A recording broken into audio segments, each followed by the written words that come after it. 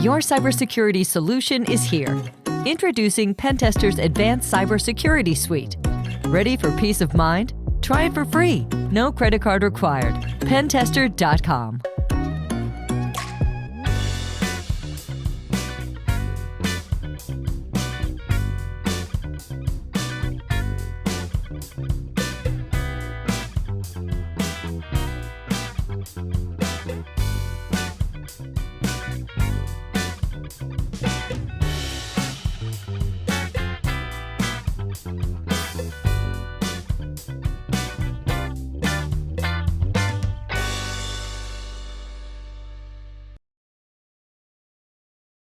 The violent death of Paul Castellano brings back to vivid life an old tradition in the history of this country, gangland executions.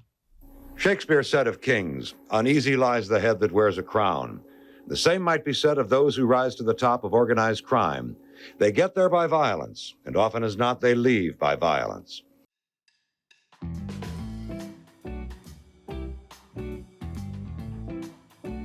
Walking into Sparks Steakhouse. We're going to make some content for Sammy and myself. The anniversary of the Paul Castellano hit that took place right here.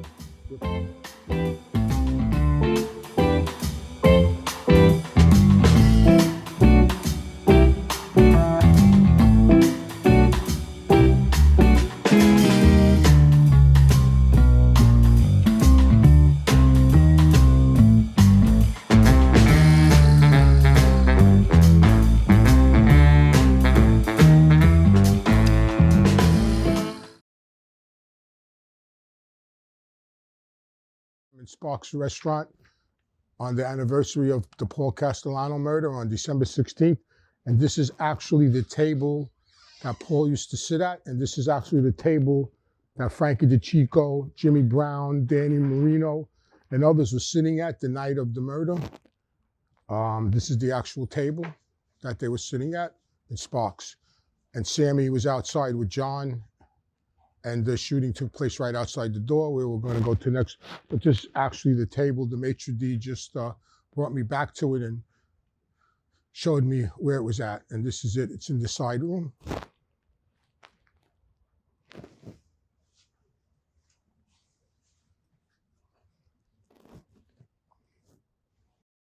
Ability of the mob to kill people in cold blood and get away with it gives them the ability to terrorize other people. You know where I'm in, right? You know where I'm at? Yeah, yeah. I was there a couple of times. Yeah, yeah, I know. Yeah, I'm looking at the table you all used to sit at. Yes. Let me introduce you to the table. Say hello to my friend James. Hey, Sammy, how you doing? How you doing, James? Good, thank you. Appreciate the time, man. Thanks very much. He's on our Patreon. So Monday's the anniversary, Sammy, of the assassination that took place outside. Yeah, so we were all over the city today. So Monday's the day. Monday's the anniversary. So we figured we'd come here and have lunch, discuss some stuff, clue you in, get you on, being that you got the show coming up on FX, you know? All right. Yeah. Looking at the table. So let me ask you a question while I got you.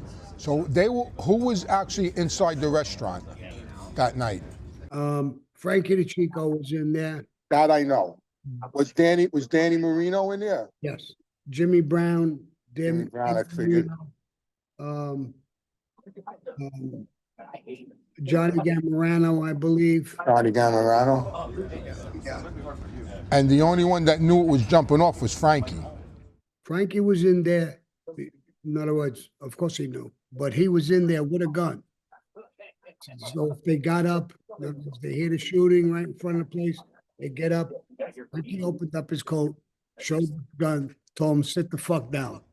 Yeah, that happened right over there at that round table. Right? They were sitting at the round table? I don't know exactly what. Yeah. They always gave Paul that big. Yeah. It's across the room. Yeah. So more than likely they were sitting at that table. Yeah. And you. So listen. So Junior said yesterday that you weren't even there. It's the most, you know, if we're gonna do a big interview with you and me, Yeah, it's the most retarded statement. ridiculous. Yeah, It's ridiculous. I mean, He's claiming that Bobby Burriello was in the car with John, not you. and look what he said. He says, my father swore on his dead son's grave that I wasn't 80 miles near. Yeah, exactly, which is a bold-faced lie. I mean, it's not, you know, it's so it's laughable because Yeah. everybody knew who was where. The whole crew. Yes, He's in the of car, course. talking to them, Yeah. and Yeah, the people who are still alive. yeah, The FBI knew that. So everybody knew it. I mean, it's a ridiculous statement. Now, if you would even go further, how would I tell the FBI of course. Yeah, to confess to a murder I didn't do? yeah, it's ridiculous what he said. I know it's Ridiculous. totally ridiculous. Ridiculous. There's so many things he said. He didn't even know me. Yeah, I made him. I know you did the ceremony. I mean, that's a known fact. He didn't know me. Then when he became a captain, I went down with Frankie Lacasio and I made him a captain. Yeah, yeah. I don't know what I mean. Even Mikey Scars said you did the ceremony because Mikey Scars, you did the ceremony for him. They were both together. Yeah, there was And Dominic there and was Skinny Dom. yes, there was 8 or 9 guys. I know. I was waiting for them to come back that night, Christmas Eve. So listen, so we were up the corner. So you were up that corner, right? Up at the light, the traffic light. Yes, right on the other side of the street. Yeah, that's why I was parked up there earlier. Yeah, right there. And you know, another thing he said, which was crazy, he said, I got called Sammy the Bull when I moved to Staten Island. Yeah. Yeah, Yeah. Sammy the Bull before they even built the fucking Staten Island Bridge. I mean, the Verrazano Bridge. I was being called that from I was 10 years I old. know. He said you lived in Bullhead, Staten Island. Because I lived in Bull's Head. That's why I got the name the Bull. Yeah, but you lived in there when you were an adult. You were a grown up already. You were. I mean, yeah, I was married and everything already. Yeah, exactly. And they use that name since I'm a kid. Yeah, he's full of shit. He's just crazy. I mean, these things, some of them are laughable. Listen, that's why we have to get together because we could blow him out of the water together. Between what I know about him and what you know, we could blow him out of the water. The facts that we have are just incredible. Good. Look at it. He admitted on that tape when he's talking about it that his father killed the guy who was in the car accident with his son. With his son. Yeah, exactly. Yeah. And he's making a hero out of him. Yeah. He's telling me about this other kid, the 16-year-old kid's family. What about that guy's family? Yeah. What about the kid they made out committed suicide? What about him? Yeah, and that's on a 302, right? Yeah. Yeah. I mean, and he's saying that they gave him permission to talk. Yeah. It's yeah. so sick that it's no. I mean, listen, Yeah, no, he played right into our hands. Him without a doubt. Yeah, good. What do you got? What do you got? A cigarette in your hand? Yeah. Where's your cigars? I don't have no more. I'm gonna try and stop. All right, good. So let me ask you a question to get up. Not to change the subject. So when was the actual last time you were in this restaurant, Sparks? The day of the assassination? Was that the last time you were here? That's the last time I was there. Yes, I never. I mean, I wasn't in it that day. I know you were outside. Yeah. So you never ate dinner in here again. No. Did anybody else ever eat dinner in here again that you know of? Not really. No, I don't think so. Well, definitely not Paul. Paul never ate here again. His spirit might be. No, yeah. And Tommy Bilotti didn't eat there. I don't know of anybody who ever went back there. Yeah. You know, it was almost like Yeah. Let me just show you what it looks like. Hold on. I've noticed that. I guess I haven't thought of it in that context before. You see it?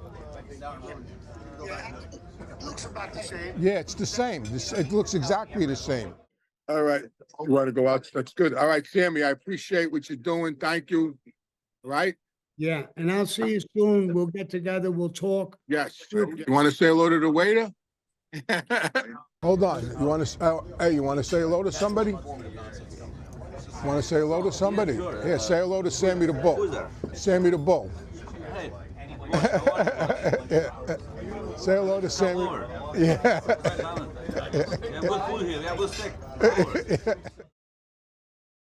The Castellano murder, the U.S. Attorney Rudolph Giuliani says he's going ahead with the trials of 4 other mafia chieftains in order to keep the pressure on the mob.